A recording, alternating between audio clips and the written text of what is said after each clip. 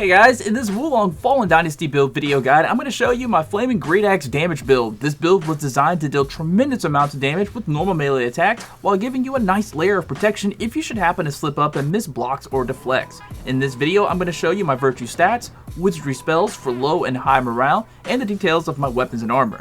If you're new here, please sub to this channel with notifications on, and after this video is over, head on over to my channel to check out some of my other great gaming videos. Alright guys, so this is a level 144 build. Now as always, I'll preface this portion of the video by saying I understand the soft caps, and if you don't understand the virtue soft caps and you want to have a better understanding and just learn more about them so you can make better builds, check out the video that I created detailing all of the soft caps for all the virtues. I was checking out some of the Google sites about soft caps and some of the information was just wrong, so I decided to go in myself and make a detailed, in-depth guide on soft caps, so definitely go and check that video out.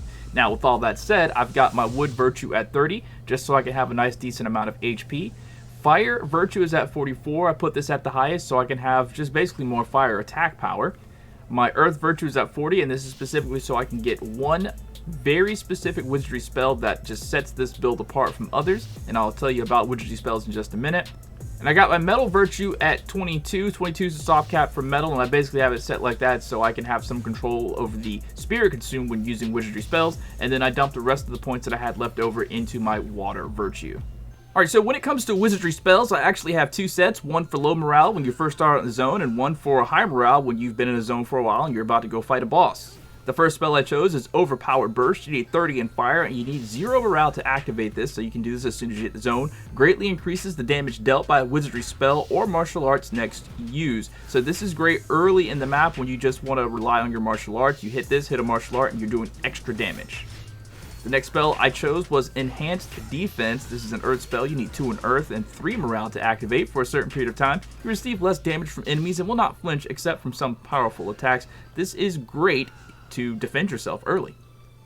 The next spell I chose is Burning Flame Wave. You need 10 in fire and 3 morale to activate. Summons continuous eddies of flame in front of you. This deals damage over time to any enemies that come in contact with it. I love this spell. It's super versatile, and oftentimes if you place this in the right way, you don't even have to really fight your opponent, especially in those early parts of the new zone. They just burn to death.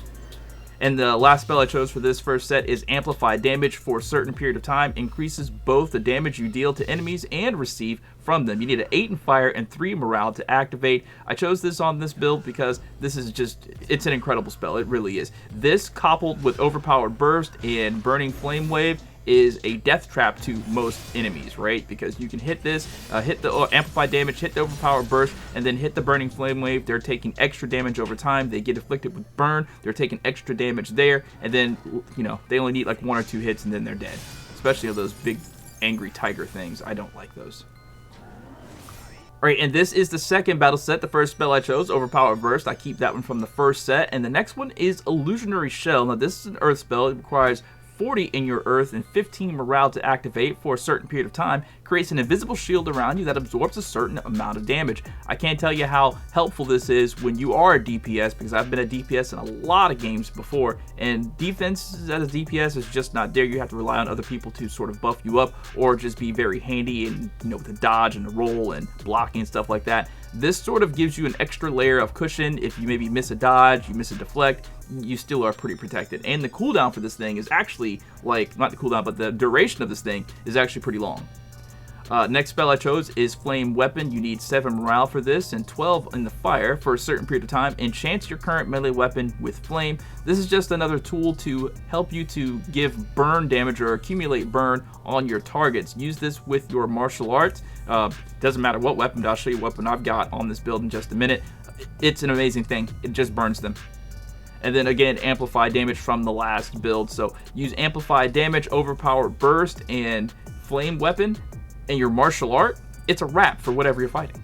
Alright, so when it comes to weapons and armor, start with weapons first. Now the first weapon I chose, this is actually how I came up with the build. I wanted to see what is the strongest weapon I have. I went to my weapons and I switched the sorting by attack power, and this was the strongest weapon that I owned. I wanted to do just crazy, insane amounts of damage with my melee weapon, not really too much rely on doing damage with, you know, wizardry spells like fireballs, ranged attacks, stuff like that. I wanted to be able to hit something hard with my weapon. So Vermilion Bird Great Axe is the weapon, and attached with that is the Staunchness armor set, and it gives you the Unscrupulous Hero's Right Hand. They've got some pretty nifty effects there with the weapon and armor. Status effect resistance, damage received while attacking, you get minus 2.9% there. Spirit consumption minus 2.5, and then here's the one that I really enjoyed with this: pole axe damage plus 8.1%. So you're doing extra damage with the Vermilion Bird Great Axe.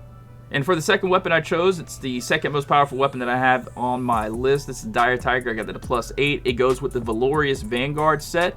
Basically, I just chose it because it's a nice quick weapon to use. I don't really use it, but if I did want something a little bit faster, maybe I can switch weapons in the middle of a combo or something like that, I definitely want another strong, very powerful weapon because, again, I put this build together so I could hit something really hard with my melee weapons.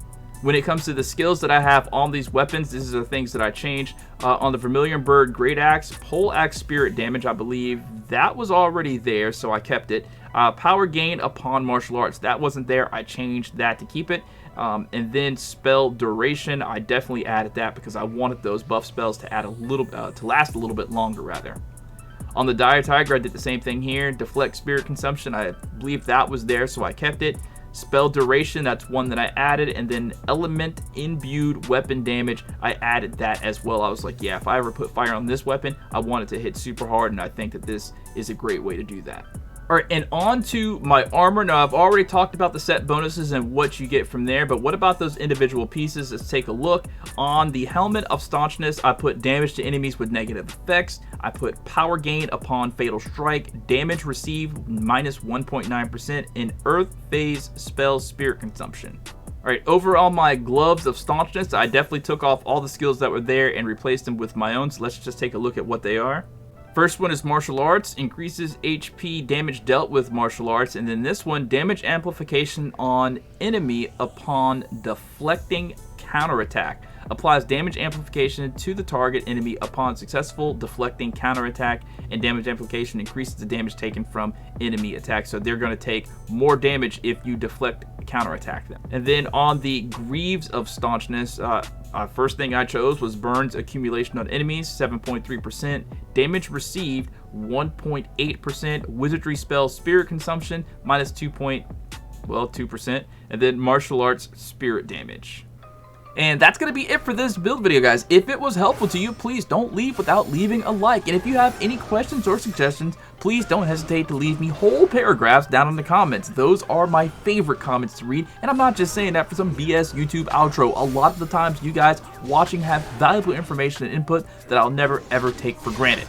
Alright, so with all that being said, thank you guys so much for watching, and don't forget to check out my channel for other great videos. My name is Ventus. Thank you guys so much for watching, and have a great rest of your day. Peace out.